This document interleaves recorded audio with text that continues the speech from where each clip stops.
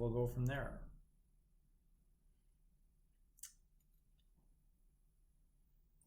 So we have 1, 2, 3, 4, 5, 6, 7 questions. Oh, wow. Okay. So thank you to those of you who have already sent in questions. You can do it via Facebook or Instagram. And that helps me because if I see the questions ahead of time, I can read them. And we seem to be back on. We got sound now, guys, on Instagram. I need lots of likes and thumbs ups and all that stuff if we do. There's sound now. Awesome. Okay. So I'm going to very slowly get started because people are re-logging on. I'll just start by saying welcome back. It's Fertility Fact or Fiction again. We are super excited to have you guys all back here.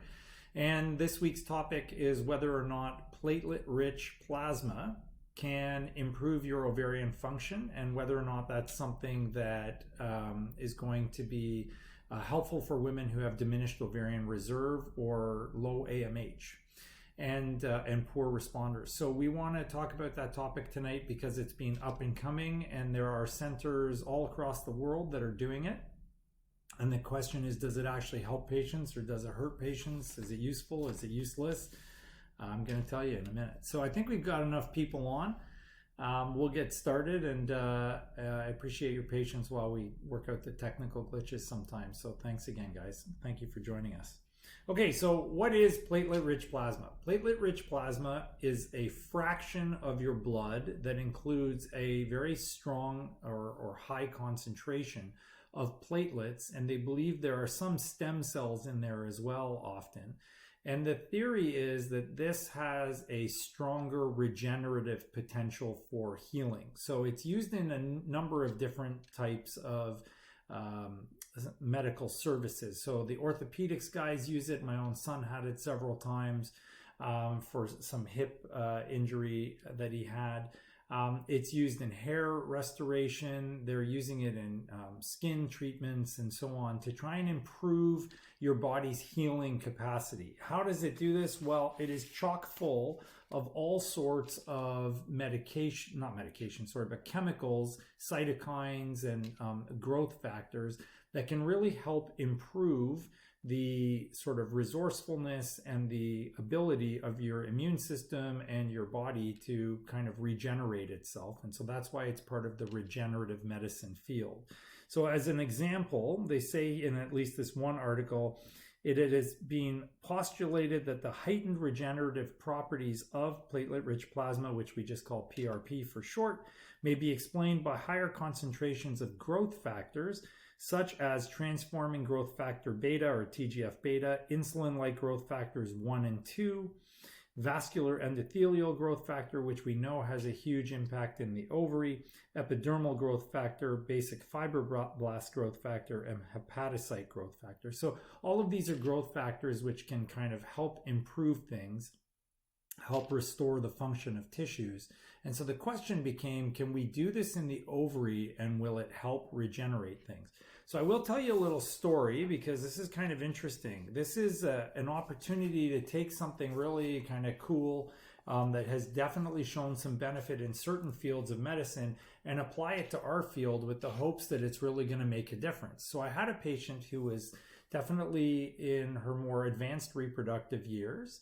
And she came to me and said, I've heard that we can do this in Greece and I want to do this. And I said, well, you know, the problem isn't doing it to regenerate the ovary. The problem is the egg quality is still going to be hampered because of the genetics. And she was close to 50. So we know that a substantial proportion of the eggs will not be ideal because they will be genetically abnormal at that stage. So she insisted that she wanted to do this. And when I tried to explain to her that the results would definitely not be favorable and that the likelihood that this would succeed would be low, she insisted that this should be possible. So she did go to Greece. And this is a very good example for the studies we'll be reviewing tonight. And there they actually were able to stimulate her ovaries and produce 2 blastocysts. And she transferred the blastocysts and they did not work. So the question isn't whether or not it's going to make you an embryo, and this is true of all things in infertility and in vitro fertilization in particular. The real question is it going to achieve a live birth? So I want to review some articles with you guys tonight which have come out fairly recently. One's from 2019 in October, and then there's a more recent one that was just very recent, published in January, end of January of this year. So the one back in October is called Live Birth Rates in Poor Responders Group After Previous Treatment with Autologous, that means the same patient, platelet-rich plasma and low-dose ovarian stimulation compared with poor responders used only low-dose ovarian stimulation before IVF. So in this study, they took a group of patients, did intravaginal injections of PRP through the vagina, just like you're doing an egg retrieval, but instead of sucking out fluid, they injected the ovaries with the PRP and then looked through it to see if the patients would improve their success rates. So the interesting thing here was that when they compared the groups, the ages were roughly the same. The body mass index was actually very thin, relatively healthy women. Their infertility duration was the same. Their partner's age was the same. Pretty much everything was the same, including their FSH prior to starting and their AMH levels prior to starting. AMH was a little bit higher in the group that did not receive the PRP. So when they looked at the number of eggs that were collected between the two groups, there was no difference. And then when they looked at the duration of stimulation, there was also no difference. So you weren't getting more eggs if you had the PRP injections, and you also weren't getting a shorter stimulation, which often is reflective of the quality of the eggs. So then they went and looked at the actual outcomes of the IVF cycle. So if you look at the fertilization rate, they did not have a difference in the number of eggs that were fertilized between the two groups. The implantation rate did not differ between the two groups. The clinical pregnancy rate did not differ between the two groups, and neither did the live birth rate, although there were substantial differences in the actual numbers. So if you look at their research, it shows that, as an example, clinical pregnancy rate in the PRP group was 33 versus only 10, and these are percents, in the group that did not receive PRP. So that's quite a difference, right? 33 versus 10. But when you do the actual statistics, it shows that there's actually no difference between those two. Same thing with live birth. They had a 40% rate in the PRP group and only a 14% rate in the non-PRP group. But again, that was not statistically significant, and it wasn't even close to being statistically significant. So when you do these calculations, we always use something called a p-value. The p-value is the chance that you're finding out the result sort of by random luck. And if your p-value is less than 0.05, then it means it really looks like it's a statistical truth. If your p-value is over 0.05 but under 0.07, there is what they call a trend. In this study, it was 0.7, so 10 times the level needed for a trend. So somebody else tried this more recently. This was a little bit of a different study. They had 46 patients who underwent the PRP treatment, 37 that they compared them to that did not. And in this study, they actually brought the patients back for 3 months and injected the PRP into their ovary for 3 successive months, because it can take about that long for an egg to be recruited and then ready to grow and develop. So they wanted to give themselves the best chance to get a robust response. So in that study, the very interesting thing was the levels of the hormones that they analyzed.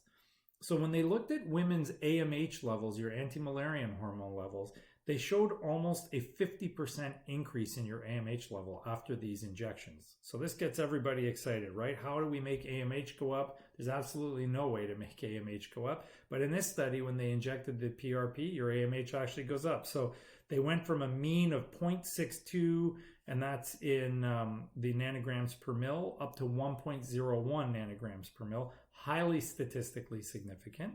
For their FSH, it dropped from 13.6, which is quite elevated, down to 9.07, which is more normal. Anything under 12 makes us a lot less worried. And the antral follicle count went from 4 for the pre-treatment to 7 for the post-treatment group. So these are quite significant, and all of these were highly statistically significant, and they're clinically significant, because when we see those differences, we say, wow, that's really impressive. So this sort of led me to thinking this was very hopeful.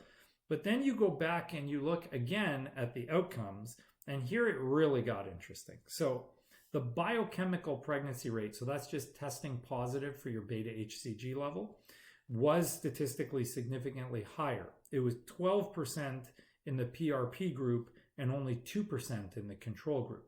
So that's quite a huge difference. I'm sorry, it was a number of 12 and 2, which reflected 26% and 5.4%. So quite a significant difference, a five-fold increase difference, and that was statistically significant. So you are seeing more embryos implant. And then they looked at the clinical pregnancy rate, which is our ability to see a positive heartbeat. And again, they showed a 23.9% in the PRP group and a 5.4% in the control group. And that was, again, highly significant. So again, we're actually now getting to the point where we're not only seeing you get pregnant, we're actually seeing the fetus develop and a heartbeat be present. But when they looked at live birth rate, again, there was no difference in live birth rate. So some of these are going on to miscarry, or they are genetically abnormal and being terminated. And so despite the fact that it looks really promising, you're seeing substantial changes in the AMH, you're seeing substantial changes in the clinical pregnancy rate, the chemical pregnancy rate, all of these seem really, really hopeful. At the end of the day, we need there to be an improvement in your live birth rate. If you are a poor responder, we know that even if we make you make more eggs, we can't change the genetics of your eggs. Nothing can do that. And unfortunately, because the genetics can be compromised, you're going to end up with a higher risk of failure and or miscarriage, no matter how good we are at promoting the development of an embryo. So fact or fiction for this week was, does PRP actually help you achieve a live birth? And the answer is no, it is a fiction. As far as we know right now, there is absolutely no evidence that supports the use of PRP for improving live birth outcomes in either IUI or IVF cycles. So with that in mind, I'm going to open up to some of the questions we have. And we've had quite a few that were sent in to us from before. So I am going to have our eternal social media guy, Tariq Ibrahim here. He's going to ask me, I almost called him Dr. Tariq Ibrahim. So he's going to ask some questions and I'll answer them. And then we'll get to the ones you guys have been posting as well. As always, we need lots of likes, shares. Make sure you give us lots of thumbs up. And subscribe to the YouTube and the Twitter and the Facebook and the Instagram, and get your friends too as well. That helps us grow. It helps us reach more people. And this has been really productive and helpful for loads of people. So make sure you send out some good vibes. So Tariq, go ahead. First question, how do you treat chronic uterine thickening, too thick for embryo transfer? So if you're talking about the endometrial thickness, not the uterine wall, then endometrial thickness can be controlled by giving less estrogen or even going natural. And I guess in a case where it was really difficult, you could actually use a little bit of an anti-estrogen like letrozole or even Clomid, which can actually thin out your lining a little bit and then go from there. If you really needed ultimate control, it can be done by putting you on a GnRH agonist like Lupron, which will shut down your estrogen production, and then you would only get the estrogen that we give you, and so that would actually, help patients make a slightly thinner lining because we could control the dosage of estrogen you're getting. Now, if you're talking about the thickness of the uterine wall, meaning the muscle wall, there is not a lot that you can do for that. There is some shrinkage in the volume of your uterus when you use Lupron or a GnRH agonist, but it's fairly minimal. So you got to be kind of cautious about that. There's no good way to fix the thickness of the wall. What causes a fibroid, and should I get it removed? Is it diagnosed? Is it dangerous to have? Okay, so fibroids are caused by a variety of different factors. No one actually 100% for sure knows what causes them, but they are not usually dangerous. They can be harmful to pregnancy if they are in the cavity of the uterus. So that's typically referred to as a submucosal fibroid. And if you have one of those, it should be removed because it's a significant increase in miscarriage risk. Otherwise, unless it's pressing on other structures like your bowel, your bladder, your kidneys, and so on, there's really not anything significant that you need to worry about from most fibroids. The most typical symptom that comes from them is heavy bleeding, and obviously that can be significant if it's really driving you crazy. So see your gynecologist. There's lots of treatments for fibroids now. Most of them are safe and very effective, and there are surgical treatments too. What are the possible effects of having an abnormal PAP and a transfer? A PAP. PAP. Abnormal pap smear prior to transfer. So as long as you don't have high-grade disease, there's virtually no compromise. If you just have a low-grade pap smear, or what's called an ASCUS, which stands for atypical squamous cells of undetermined significance, you really don't need to worry about it at all. Those patients are perfectly fine and they do well, so I wouldn't be concerned about those ones at all. If you have a high-grade pap, you must have it investigated prior to doing your transfer, because you may need surgical treatment of the cervix, and that can actually have quite a significant impact on your pregnancy. Not to mention, underlying a high-grade pap smear can be cancer, so it's really important you know what you're dealing with. Is flying safe at the end of the second trimester, particularly with a history of miscarriages? Yeah, it's pretty safe to fly as long as you're not going in a really high flight. So if you're going on a short trip like I do frequently between Toronto and Windsor, it's definitely not a problem. Even if you're going on a slightly longer trip like Chicago, New York, Florida, those sorts of things, it's fine. If you're going on a very long trip, there's probably some risk from the air pressure changes. Certainly not at the end of the second trimester. It's much more of a risk in your early first trimester, where the embryo is more susceptible to those kinds of changes. If you're in your second trimester and are breaking out in acne on chest and back, is there a way to prevent that? There's probably no way to prevent it. So scrubs, are safe. Lots of soap and water is obviously a good choice always. And then there are medications that you can use. Most of the topical agents are safe. Proactive things like that are not going to really affect a fetus, because you're not going to absorb enough for it to be a problem. In the worst case scenarios, there are antibiotics that you can use during pregnancy, which are safe. The most typical one that's used outside of pregnancy is tetracycline. You cannot use that one while you're pregnant, so be careful about that. Your thoughts, Dr. Victory, on Decolectin and if it does anything? I think your screen just... Oh, it darkened because of this thing. Decolectin. Decolectin's awesome. Decolectin's being used for over, I think it's close to 60 years now. In Canada, it just started getting used in the US. Decolectin is very helpful, but it is not a treatment medication like Gravol is, or Zofran, or any of those other anti-nausea medications. This is a medication that is used, that you use to prophylax against nausea. So if you take it every day regularly, it will reduce your nausea, but you actually have to use it every day regularly in order to prevent the nausea. If you feel queasy and then you take it, it won't do anything for you. It's not like taking a shot of Gravol, Maxaran, Zofran, any of those things. Last question that we got in advance. Most IVF takes 2 rounds to be successful? Question mark. No. So IVF success is incredibly dependent on you and your lab. So depending on what you as a patient or as a couple are representing in terms of egg quality, sperm quality, age, body mass index, number of eggs that you have, your hormonal profile, your comorbidities, your psychosocial habits, all of that stuff, plus the lab that you are going to, there is a tremendous variation in your success rates.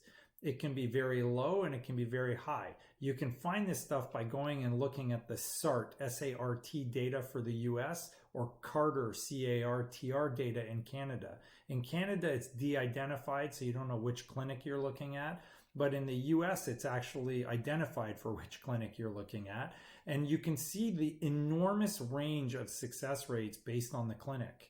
So it does vary highly significantly based on you as a patient, you guys as a couple as patients, and then the clinic that you're going to, and the lab and the doctors and the embryologists and so on. That's it? I got something. Okay, you've got more from Facebook? I can see some of the Facebook ones right now. Okay, let me go back to the beginning. Any news on IVF in Windsor? Yes. So we are expecting our manifolds. These are gas connection things. So those should be here any minute. And then the wonderful gentleman that owns Fertility is coming to set up our equipment. So we are hoping to be able to start doing embryo transfers very shortly, IVF shortly after that. So it is coming soon. Huge likes and thumbs up for that one. I am so stoked to finally be able to provide you guys with care here in Windsor. Is there vodka in there? What? Oh, in my glass? No, this is water. For those of you that don't know, I am a Baha'i. I've never had a drop of alcohol in my life. So I can assure you there is no vodka in here. That's too funny, Nat. Thank you for that funny comment. Do you have the I am 28 years old one? Yeah. Okay, you want to read that? Sure. Okay. I'm 28 years old, have endometriosis and hypothyroidism, and tested positive for thyroid antibodies. I recently had excision surgery and my TSH level is under 2.25. Now with the help of Synthroid, I have done 2 transfers so far, but both ended in miscarriages before 7 weeks. What protocol would you recommend for my next FET, and should I use an autoimmune protocol? That's a great case. So first of all, I'm really sorry that you had the miscarriages. That's an enormous struggle. So our hearts go out to you. And I want to make sure that you know that we're all here for you in any way we can be if you need help during this really difficult time. As far as the autoimmune protocol, I mean, we got to know what's wrong and why you're having the miscarriages. I'd need to know if there's any genetic history in you or your partner. Did you have a karyotype analysis done to determine if there's anything there? You also really need to pay attention to your thyroid antibodies, because when you're on thyroid medication, often you'll have the thyroid antibodies, and you said you did test positive for them. We know that patients that have elevated levels of thyroid antibodies are at an increased risk. So yes, I would normally say that's a good instance to try some of the immune protocols. Keep in mind, there's very little evidence anywhere that any of those things are beneficial, but we do frequently try them. And I can tell you anecdotally, so this is not good science, this is just me telling you based on my experience, that it does help. So we would use things like prednisone, and we would also use intralipids. And then some people, if you're in the US, you can get access to IVIG. We can't do that in Canada, but definitely a very reasonable thing for you to consider. And I would support the use of that, because I think there's probably good evidence there that the thyroid antibodies will cause a problem for you. So make sure that that's something you consider. The endo part of things can be contributing as well. It sounds like overall you've got a body that's kind of prone to inflammation. So make sure you're getting your endo under control. Excision surgery is great, but they can never get everything. So remember, you need 3 months of Lupron and Letrozole prior to any embryo transfer to improve the success rates. So those would be the things I'd consider doing. Next one. Will maca root help improve sperm count and motility? Do you recommend it? If so, for how long? I don't know about that one, guys. I've never looked up anything on maca root. I think it's come across my readings before.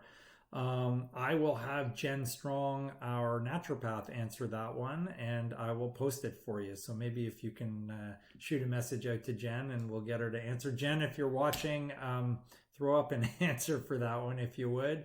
I have seen some data, distant memory, that said that it does improve things. And I think there was a more recent study that actually said it did not. As a general rule, a single item for sperm is not going to be enough to turn the tide. You need a bunch of vitamins, supplements, healthy living, and improved sort of lifestyle choices to improve your sperm quality. It won't work with just one little thing.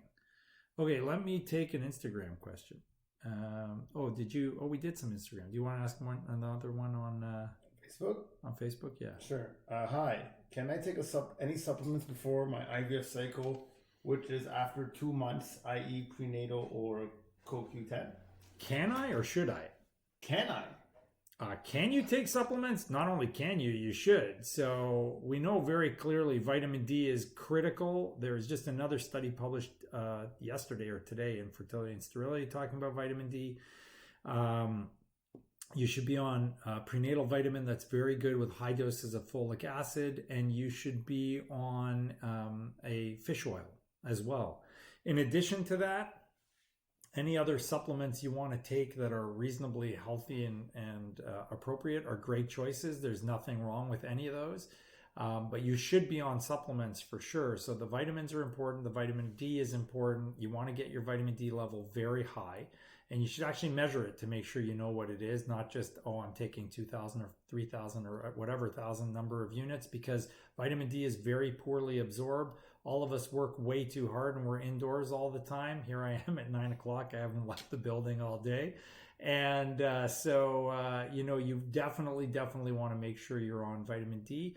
Other supplements like coenzyme Q10 can be really important, but you need more than 2 months.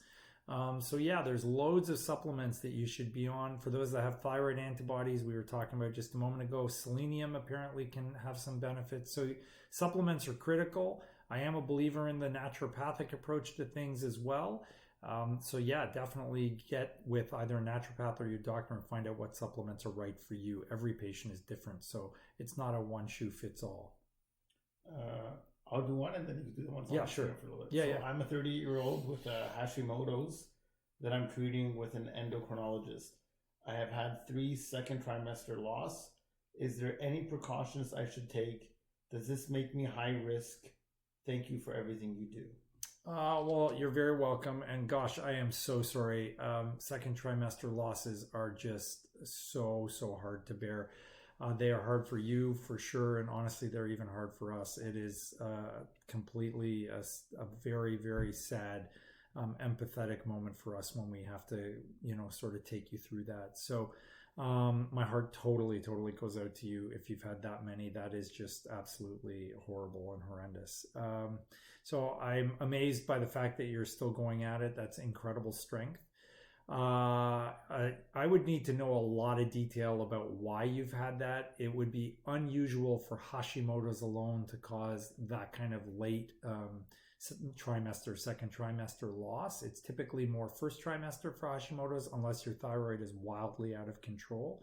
So there might be more to the story for you. You should be exploring things like the shape of your uterus, your immune function, whether there are other elements to this like chronic endometritis in your uterus. That can often be a problem. If it's cervical incompetence, all of those things would really need to be looked at very, very carefully. You should be seeing someone that deals with recurrent pregnancy loss, because they will know very well what to do to help you through that. And that's really critical to focus on. So again, you absolutely have my support and my sympathy. I would be happy to guide you through it. If you want to reach out to me.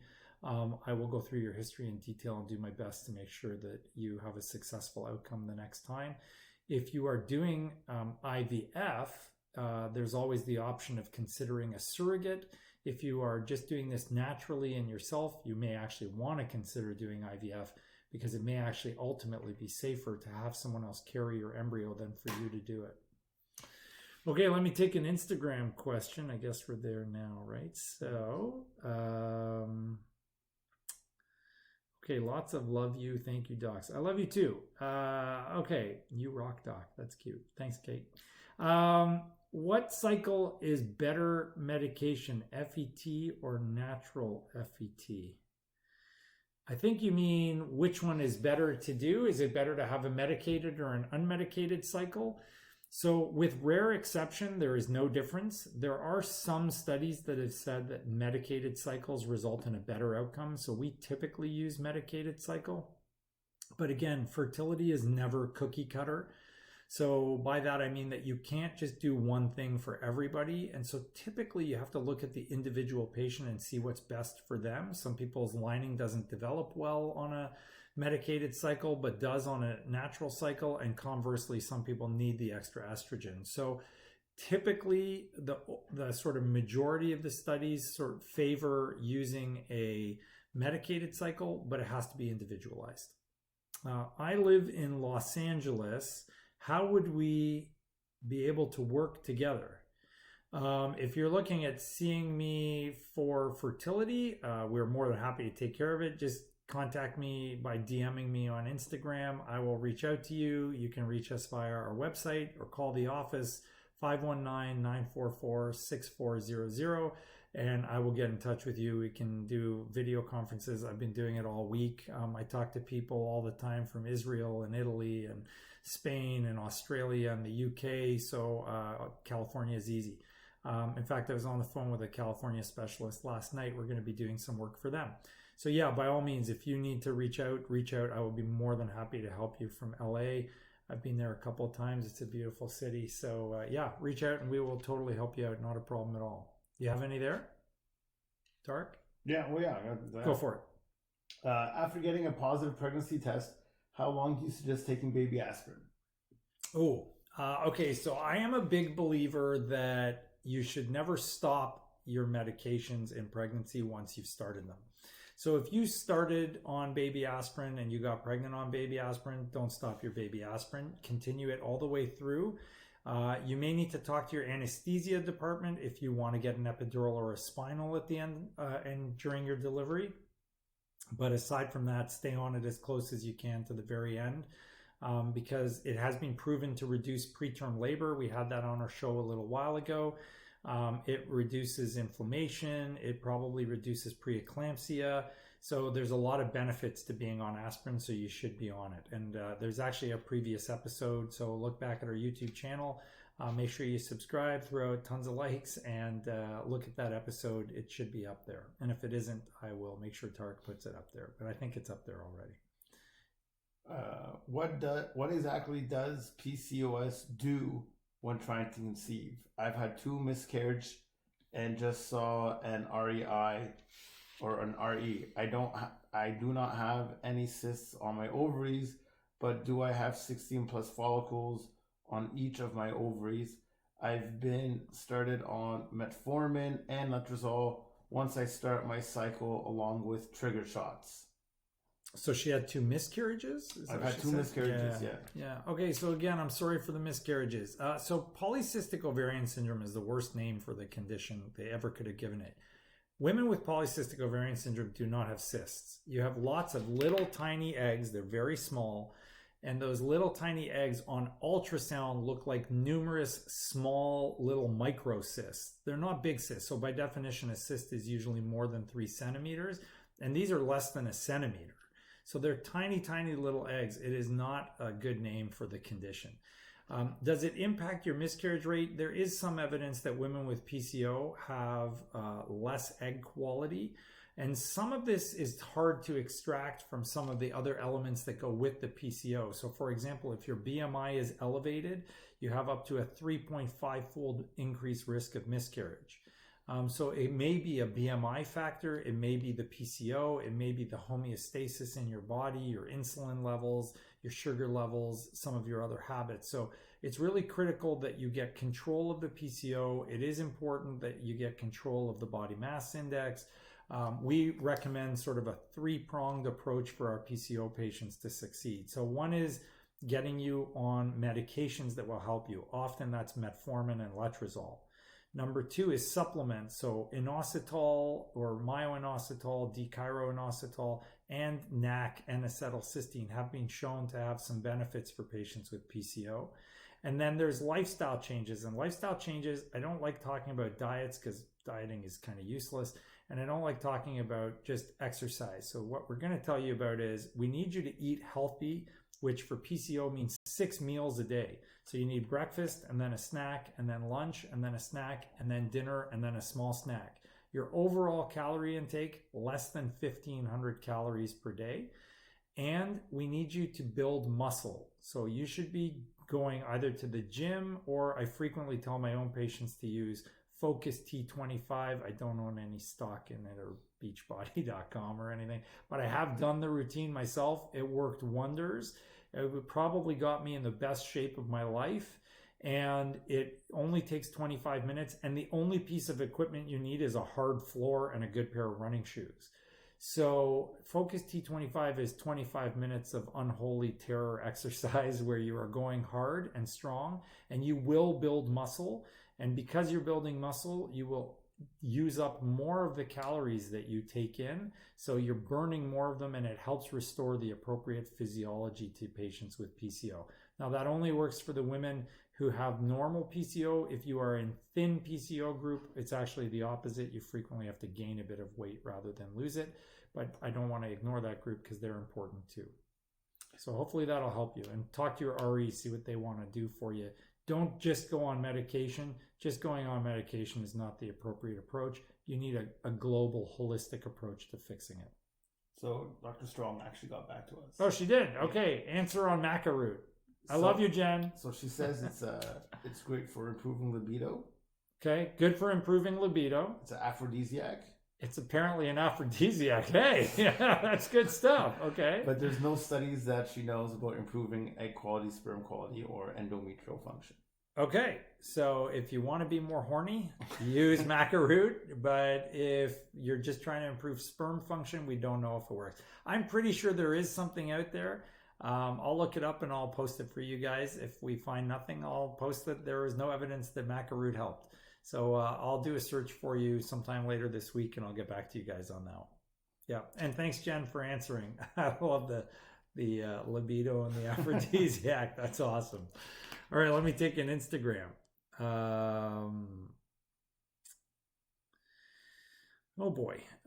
Is there anything I can do or take to increase my success for a frozen embryo transfer? Yeah, there's loads of stuff. So number one, keep your stress level as low as possible. Obviously the hardest thing to ask of you guys. So I know I'm asking a lot, but it actually has a huge impact on success. So again, we tell everybody no one walks alone at VRC, at Victory Reproductive Care. And we want you guys to know that we are here for you. We have loads of resources for your stress and your mental health. So use them. Use them. Ask us for help. We will help you through it. Okay. Number two, tons of supplements. So we talked about all those already. You want to have loads of vitamins. Number three, lifestyle choices, lifestyle choices, lifestyle choices. No smoking, no drinking, no drug use is okay. So stay away from all of those. Keep your diet pretty healthy. We want to make sure that you have a balanced diet. You're getting all the right food groups. Definitely reach out to Jen Strong. She can help you in that regard, and I can too. And we now actually have a nutritionist on staff with us as well, so we'll be setting people up with her also. And in terms of other adjunct therapies that you can do, there are things we can do to help you, but you need to talk to your RE about them. So things like intralipids and endometrial scratches, depending on whether or not you believe those work. Steroids, again, which we mentioned, heparin, HCG wash, which does appear to be helpful. So there are a number of things we can do to help improve your success rates.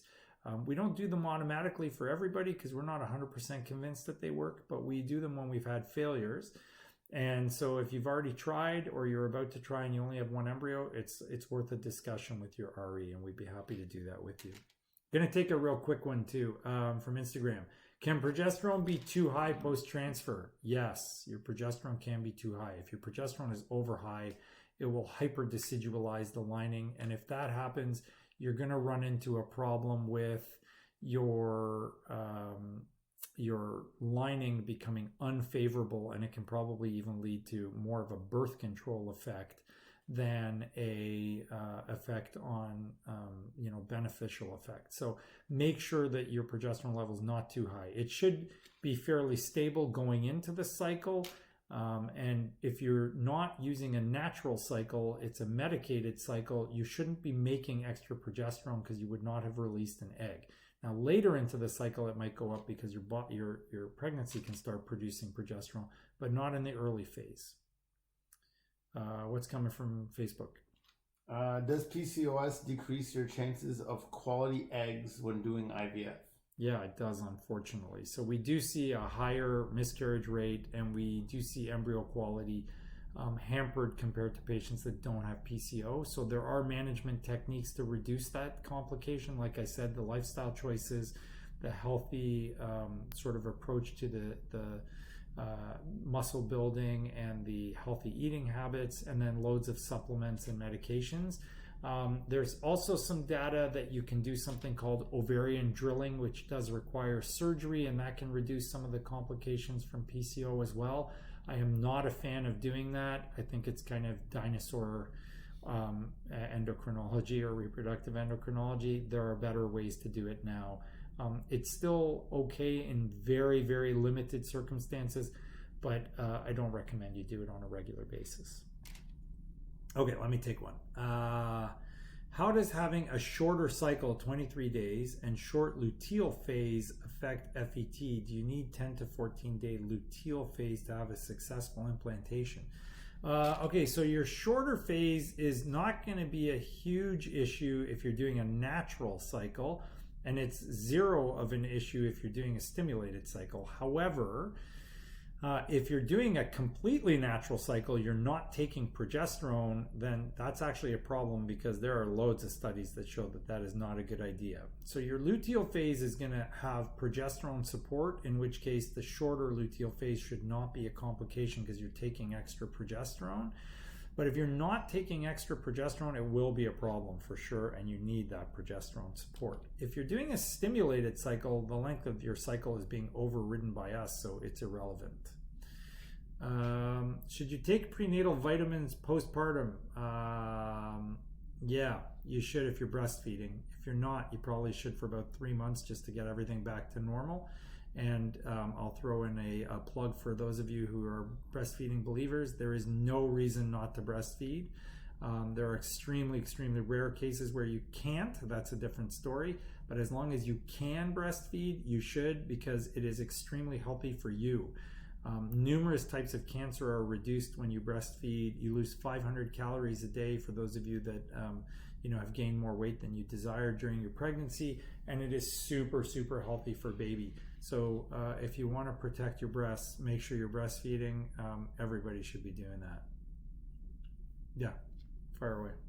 If you're trying your own, would progesterone injections help, or would I create enough during a natural cycle? I know during an IVF cycle I would need to take it. Would taking it in a natural cycle be equally beneficial? Yeah, definitely not the shots. For some people, we still want progesterone support if their progesterone level's not really high or the egg quality is weaker. Or if you have a history of recurrent loss, most of us still believe progesterone helps. So in those situations, it can help even when you're doing it natural, but don't do the shots. Just take vaginal progesterone, Prometrium or Crinone or Endometrin.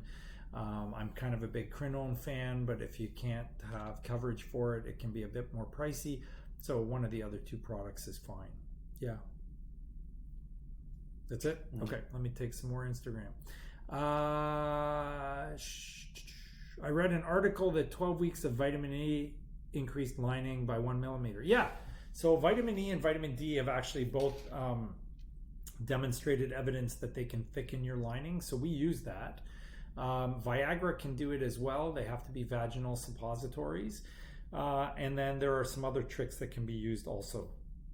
The PRP that I talked about at the start of this fertility factor fiction has also been used in the uterus. And again, there's no evidence that it improves live birth rates.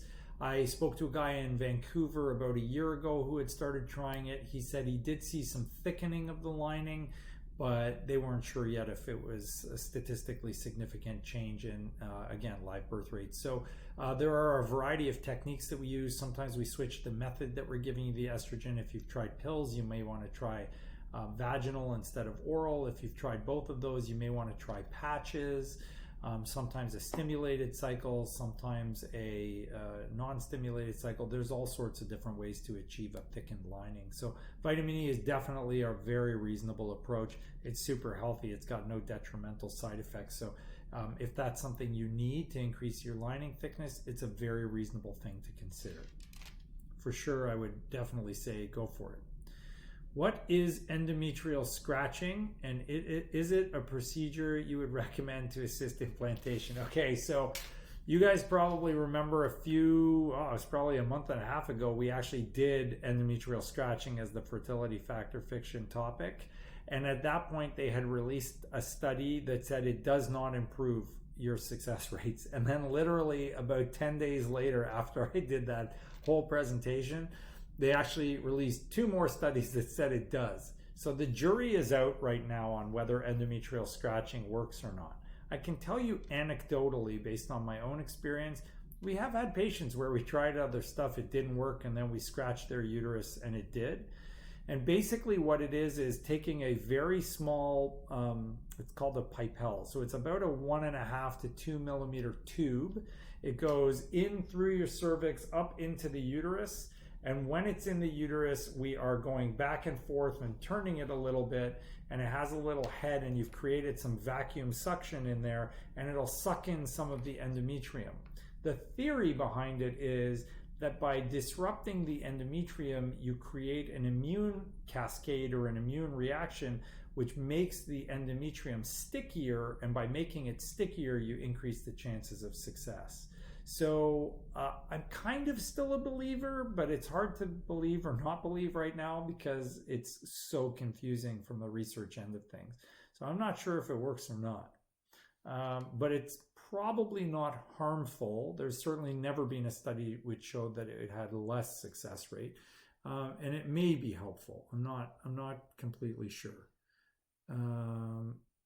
Tarek, somehow I screened this out of us. What did I do? Oh, I got it. Sorry there. Okay. Whoops. We're flipping back and forth to the rest of the clinic. Okay. Can you briefly touch on IUD insertion? I am having my first one put in next week, and I'm not sure what to expect after it is inserted. An IUD is a T-shaped device we use to help people not get pregnant. And so it's really simple. I do all of mine with ultrasound guidance, so I know where it's going. It's very gentle. It's easy with the ultrasound guidance because I'm not poking and prodding you in places you don't want to be poked and prodded. Expect mild cramping and some spotting if you're using one of the levonorgestrel containing IUDs like Mirena or Kyleena. The spotting can go on for quite some time, but many women, their period will go away after a little while, and then they're not getting any more periods. So hopefully that will help you out. Do you have the one above that? Because I don't. That's just the one about. Oh, that was Jennifer Strong. Yeah, the next one I've got here too. How low would one's AMH levels be for you all to consider IVF in a patient who's 30 years old with 2 previous first trimester losses and also has PCOS? How low would one's AMH levels be? I'm not sure what you mean by that. So that's a confusing question. If you have low AMH, you don't have PCOS. They actually don't go together at all. So women with PCO have high AMH. You shouldn't have PCO and a low AMH. So if your AMH is very low, we can still help you. Sometimes we use IVF, sometimes we don't. We just have a real honest talk with you about it so you understand the dynamics and what to expect. If you have PCO and you have a high AMH, we are fine with that because you just make lots of eggs and we deal with it. So that's perfectly fine, but we don't have thresholds or cutoffs for AMH. We will help anybody based on their AMH level. It's just a matter of what you want after you've heard the information that you need to hear. What are the average cost for surrogates? So if you're using a commercial agency like Canadian Fertility Consultants, who we are, very fond of, I would have you ask them. We're actually going to bring them on the show, so maybe I'll save that one for a little bit later. It can be a substantial investment, but hopefully Sarah or Leah, if you guys are watching the show tonight from CFC, I'm going to drag one of you guys on here and we can have you talk to our patients about surrogacy one time. So yeah, I mean, the cost can be substantial, anywhere from sort of $50,000, $60,000 and upwards. It depends on what's involved and where it is and who it is and how many babies are in there. So it can be substantial for sure. Cervical incompetence that should be filled with your anger toward the term geriatric pregnancy. Oh, that should be filed with your anger towards. Oh, okay. Wow, I've never thought of it that way before. Okay, so if you haven't read our previous post, I hate the term geriatric pregnancy. There is no such thing as geriatric pregnancy. Cervical incompetence is referring to women who have a cervix that is weak and it cannot maintain the pregnancy in it without a stitch or assistance. So yeah, I never thought about the fact that that could be kind of hurtful to hear. I'm open to hearing your ideas about what would be better, and you and I need to have a chat, so we will talk about that when I see you. So yeah, let's chat about that and see what we can do. Do you have one over there? No? Okay. Our Facebook folks are being quiet on questions. I had a gastric bypass, and my doctor advised that women in general should take prenatal vitamins as opposed to standard multivitamins because they're more complete. Is this correct? No, that's not correct. So, fiction. So, no, I mean, it depends on what's going on and what you're trying to achieve. What is important for you to know with your gastric bypass is that you don't absorb any nutrients the same way as someone that has not had gastric bypass. And your vitamin intake frequently has to be much higher and sometimes use alternative routes of administration in order to get the appropriate amount of absorption. So if you're breastfeeding, if you're pregnant, you need a prenatal. And there's certainly no harm to taking a prenatal after pregnancy. It's got plenty of everything, but it doesn't mean that a daily vitamin like a Centrum or something like that is insufficient. They have plenty of what you need, and that should be fine in a non-pregnant state. How would you know someone needs to follow an autoimmune protocol? Oh, okay, so I appreciate you asking that question. That is a fabulous question. So there is a whole field of reproductive endocrinology called reproductive immunology. And there are doctors out there who absolutely believe, heart and soul, that it is the main barrier to success. That if your immune system is overactive, it can compete or interfere or even be hostile to your ability to implant an embryo. So the problem with this is it is extremely difficult to test for, and it is extraordinarily expensive to test for. So in Canada, we have to send all of the stuff to this place called the Alan Beers Lab. And the Alan Beers Lab is, I think, in Miami, if I'm not mistaken. And they charge like $2,500-3,000 US, which is like $5 million Canadian, in order to do the testing. So if we've ruled out every other possibility, then actually you kind of have to guess whether or not it's an immune problem. I don't recommend the testing because, to be quite honest with you, it's actually cheaper to treat you than it is to test you. So for us doing intralipids, we charge $200 per try. And you need it like 5 to 10 days before an embryo transfer, at your embryo transfer, and then at the 2-week mark, and then every 6 weeks. So you're literally going to spend less doing the treatment than you would doing the testing. So why not just get treated is my approach to it. The other treatments that we use are things like aspirin, heparin, steroids. Again, most of those are really affordable, or you'll have insurance for. And so I strongly recommend you get the treatment rather than get the testing. For those of you that just absolutely need to know, I completely respect that. I would want to know if I could know. And it was affordable. So for those of you that want the testing, we'll do the testing. Here's the problem with the testing. They do about 20 different tests, sometimes more. It requires 26 vials of your blood and an endometrial biopsy. And in doing that, it is inevitable that they're going to show up with something positive. It's literally a statistical positivity. Like, you can't avoid it, because in any statistical test, we know that 1 out of every 20 will show up positive, even though it actually isn't. So you're going to show up with false positives, and then what the heck are we doing? Do we treat it? Do we not treat it? You know, is it real? Is it not real? And some people are making decisions to choose a surrogate or a gestational carrier based on that immune testing.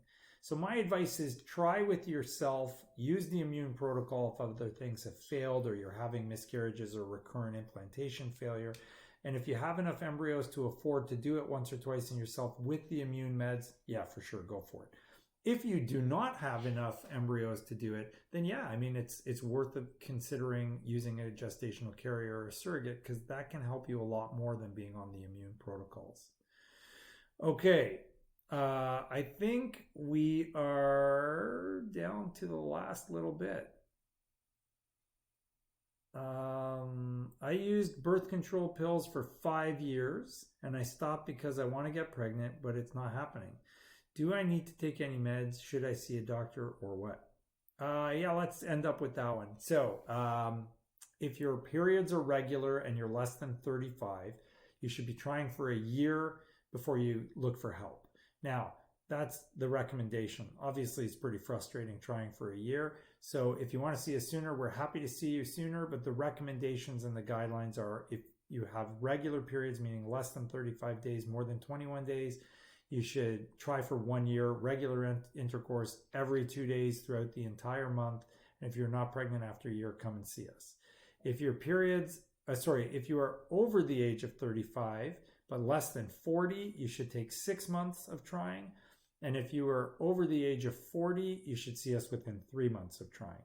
If your periods are irregular, meaning they are shorter than every 21 days or longer than every 35, then you need to see us regardless of your age, because A, that's risky, and B, you will not conceive because you likely are not ovulating on a regular basis. So it will be much, much more difficult.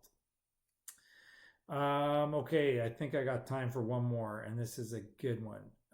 What can you expect from me during our first appointment? So what you can expect is a warm greeting, the support of all the staff, a detailed history and physical, and the physical is not invasive, and a thorough discussion of your testing, the protocols and stuff that we use for testing, and psychological support.